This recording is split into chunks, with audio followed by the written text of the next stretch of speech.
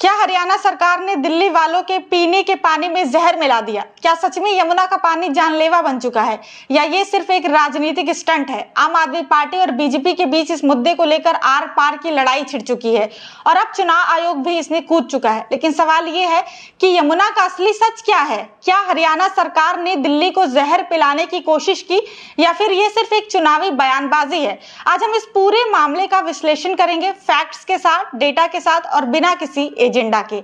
सबसे पहले ये समझते हैं कि पूरा विवाद शुरू कहां से हुआ। कुछ दिन पहले अरविंद केजरीवाल ने हरियाणा सरकार पर आरोप लगाया कि उन्होंने दिल्ली के पीने के पानी में जहर मिला दिया है। उनका कहना था कि हरियाणा से आने वाले यमुना नदी के पानी में अमोनिया और जहरीले केमिकल की मात्रा खतरनाक स्तर तक पहुंच गई है। दिल्ली जल बोर्ड की रिपोर्ट का हवाला देते हुए उन्होंने कहा कि अगर इसे समय रहते रोका न जाता तो दिल्ली में पानी पीने से लोगों की जान जा सकती थी। लेकिन सवाल ये उठता है कि क्या ये सच में हुआ? केजरीवाल के इस बयान के बाद बीजेपी और हरियाणा सरकार ने इस दावे को पूरी तरह से खारिज कर दिया। चुनाव आयोग ने भी इस पर सवाल उठाते हुए केजरीवाल से सबूत मांगे। यानी मामला अब सिर्फ बयानबाजी तक सीमित नहीं रहा बल्कि जांच पड़ताल की मांग भी उठ चुकी है। चुनाव आयोग ने अरविंद केजरीवाल से सीधे 5 सवाल पूछे। पहला, हरियाणा सरकार ने किस प्रकार का जहर मिलाया? केजरीवाल ने कहा कि यमुना के पानी में अमोनिया की अत्यधिक मात्रा पाई गई है, लेकिन इसके पीछे किसी साजिश का कोई वैज्ञानिक प्रमाण नहीं दिया। दूसरा, इस जहर की मात्रा कितनी थी और इसका स्रोत क्या था? दिल्ली जल बोर्ड की रिपोर्ट में बताया गया कि पानी में अमोनिया का स्तर सुरक्षित सीमा से बहुत अधिक था, लेकिन क्या यह जानबूझकर मिलाया गया या प्राकृतिक कारणों से हुआ? इसका कोई सबूत नहीं मिला।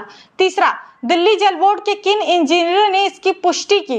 दिल्ली जल बोर्ड के सीईओ और अन्य अधिकारियों ने इसकी पुष्टि की, लेकिन चुनाव आयोग ने पूछा कि क्या इस रिपोर्ट को किसी स्वतंत्र लैब से जांचा गया? चौथा, क्या दिल्ली सरकार ने इस मुद्दे पर कोई कानूनी कार्रवाई की? केजरीवाल सरकार ने हरियाणा सरकार से सफाई मांगी, लेकिन कोई औपचारिक केस दर्ज नहीं किया।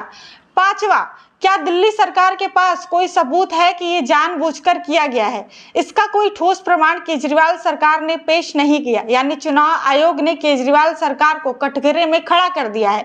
अब देखते हैं कि क्या यमुना नदी का पानी वाकई पीने लायक नहीं है। यमुना की असलियत। यमुना पहले से ही भारत की सबसे प्रदूषित नदियों में से एक है। दिल्ली में यमुना का 80% प्रदूषण खुद दिल्ली की गंदगी और सीवेज से आता है।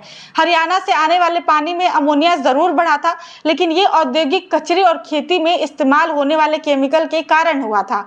इसके पीछे कोई राजनीतिक साजिश का सीधा प्रमाण नहीं मिला। यानी दिल्ली की खुद की नीतियां भी यमुना को गंदा करने में अहम भूमिका निभा रही हैं।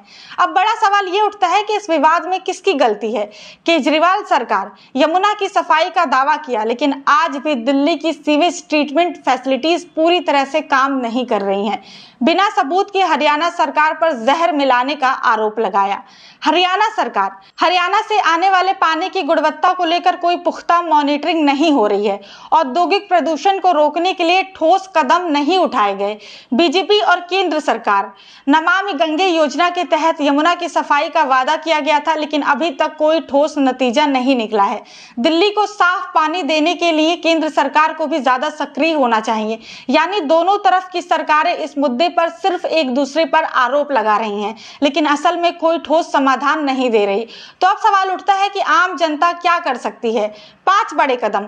फेक न्यूज पर विश्वास ना करें, पहले फैक्ट चेक करें। यमुना की सफाई के लिए दिल्ली सरकार और केंद्र सरकार पर दबाव बनाएं। स्थानीय जल बोर्ड से साफ पानी की मांग करें।